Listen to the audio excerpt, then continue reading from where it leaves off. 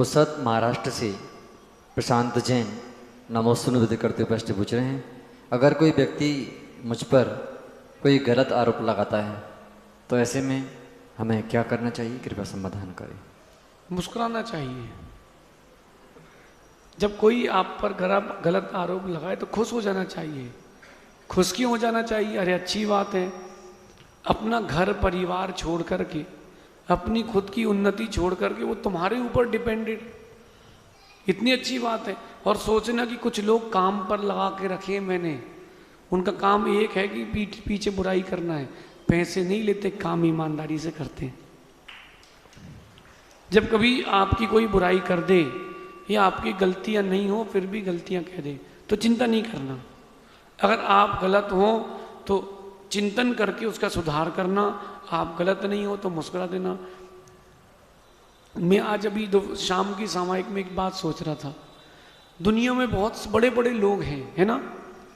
Instagram की बात करें तो सबसे ज़्यादा फॉलोअर्स किसके होंगे इंस्टाग्राम में? कोई बताएगा? किसी को पता हो, देखा हो तो? हाँ, ये कह रहे रोनाल्डो। कितने होंगे? 600 मिलियन, 700 मिलियन, मिलियन यानी 70 करोड़। कितने? अब विश्व की जनसंख्या 800 करोड़ है, तो 800 करोड़ में से 70 करोड़ उसको मानते हैं। इससे ऊपर कोई है?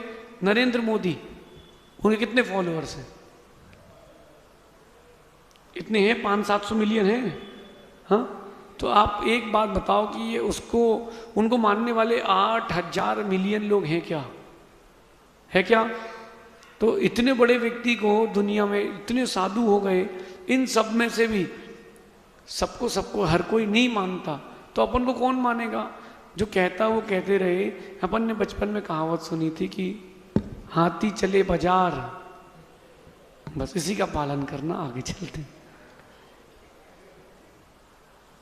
असुरनगर से निर्मल जैन मिर्ची नमोस्तु निवेदन करते हुए प्रश्न पूछ रहे हैं, कई बार सुनने में आता है कि किसी फल में उसी जाति के जीव होते हैं, तो उसकी जाति के जीव कौन से होते हैं, कृपया समाधान करें, क्या मतलब है इसका?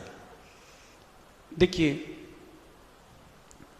ये जो बात है ये अलग अलग प्रकार से समझना।